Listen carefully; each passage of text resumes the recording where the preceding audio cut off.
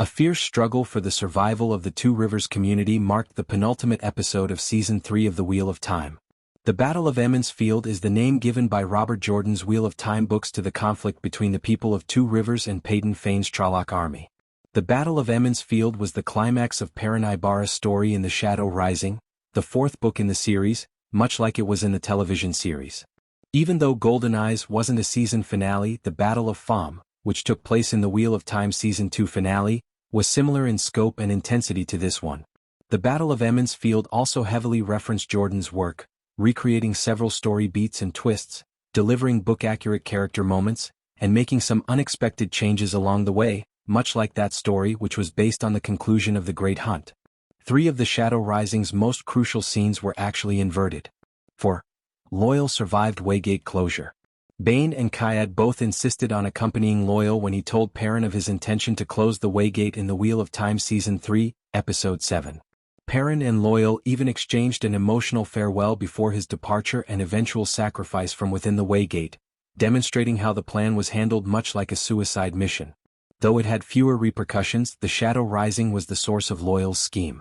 Despite Perrin's admonition to everyone not to risk leaving the Two Rivers, Loial went anyway, accompanied by Gaul rather than Bain and Kayad. Although the events of Loial and Gaul's journey to the Waygate were not depicted, it was established that their attempts were successful. During their mission, the two were plagued by Trollocs, and Loial returned with a wounded Gaul. While the show forced Loial to pay the ultimate price, Gaul's injuries were the only effect of their actions. 3. Fail returned with reinforcements after leaving Two Rivers. Perrin attempted, but was unable, to persuade Fail Bahir of the Wheel of Time to save herself in the episode by claiming that this was not her battle. It didn't work as expected, and Fail stuck by Perrin's side, prepared to fight the Trollocs to the very end. Perrin's book character was determined to keep Fail safe, just like the TV character was. The main distinction is that Fail consented to leave. Perrin apparently believed that by sending her away for reinforcements, he could protect her. Regardless of his motivations, the plan was a great success because it was Fail's quest for assistance that ultimately turned the tide against the Trollocs. Fail returned with the residents of the nearby community of Devon Ride. The Two Rivers people successfully repelled the Trollocs and preserved their homes after Devon Ride joined the battle and the Waygate was sealed. 2. After agreeing to assist, the White Cloaks withdrew. As they were not essential to their triumph, Devon Ride did not appear in Golden Eyes. This is because the White Cloaks in the Wheel of Time took a different route than the characters in the book. Perrin proposed an alliance between the Children of the Light and the Two Rivers people in both tales.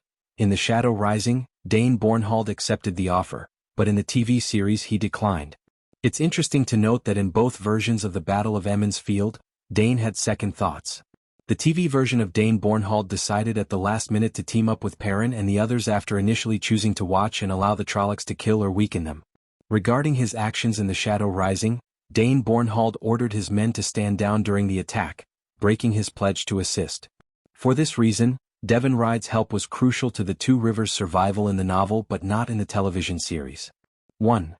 The Two Rivers folk wouldn't let the White Cloaks take Perrin. Perrin's surrender to the White Cloaks was yet another reversal of the books, which was set up by Dane Bornhald's different choice in The Wheel of Time Season 3, Episode 7.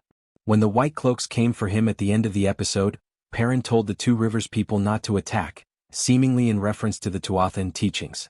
This contrasts sharply with The Shadow Rising, in which the people of Two Rivers repelled White Cloaks and refused to allow Perrin to be taken prisoner.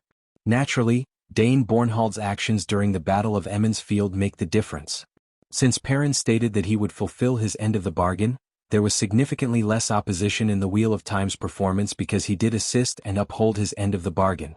However, the situation for the White Cloaks from The Shadow Rising was much worse.